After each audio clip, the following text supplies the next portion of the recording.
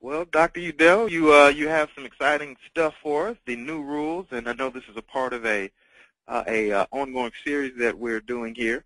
But and with all of the courses, all of the sessions that is, we're going to start with what's happening now. So today, Dr. Udell, how about you just share with us what's happening out there now?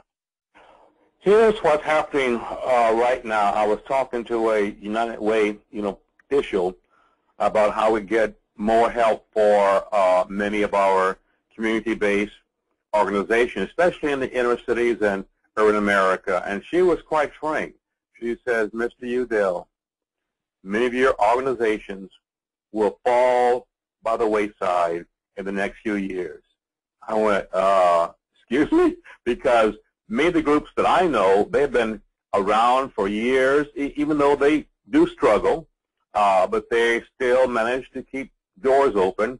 And she explained that up until now, many organizations have been willing to give some funding to struggling organizations, those who are not quite ready to be on Main Street, but they've been around for years, and they'll also always try to give them some funding.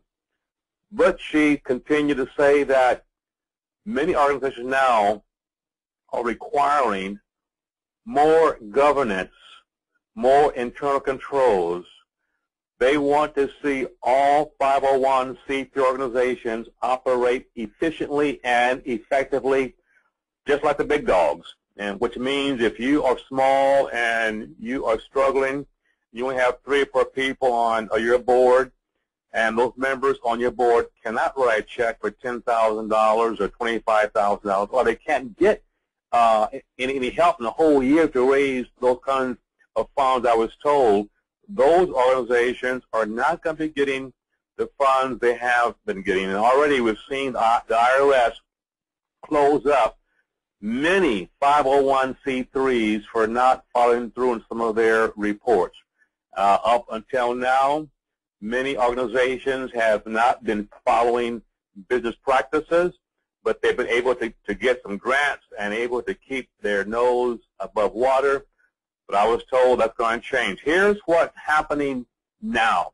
All 501c3 organizations are going to be required to be as business as your larger organizations, such as Catholic Charities, such as Urban Awareness, also NAACP when their chapters are run efficiently. They want you to be as sharp as the YMCA and the YWCAs, Girl Scouts, Boy Scouts, Boys Clubs, Girls Clubs, Big Brothers, Big Sisters. Here is what's happening right now. And they're not always telling all organizations of what is coming down the pike. So many people have no idea. They're still writing their proposals the way they used to. They're still getting some money. But unless they get this new information, they're going to get fewer and fewer dollars. So here's what's happening right now. They want you to be connected. And we're going to go over some of these things because all the time, many of these funders will not really share with you what's wrong with your organization. They won't tell you why you didn't get the funds that you have applied for. They'll just send you a nice letter and say, oh, thank you for applying. It was a well-written proposal. However, we had so many proposals, we could not give them all funds. I'm sure you understand that, but you can please apply again. Now, here's what they aren't saying right now. They aren't saying, we don't have too much faith in your operation. We don't think you are set up right. We don't think you have a kind of board to run a professional organization.